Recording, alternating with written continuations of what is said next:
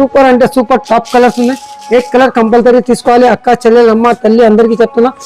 ఇంకా అంటే మన దగ్గర నుంచి గిఫ్ట్ చాలా చాలా ఉన్నాయి. మన దగ్గర 5,000, 10,000, 15,000, 20,000 ఇట్లా గిఫ్ట్ చాలా వస్తాయి. గిఫ్ట్ చాలా ఉంది స్టాక్ నా దగ్గర. చాలా అంటే చీర మొత్తం ఇట్లా ఓపెన్ చేసిన.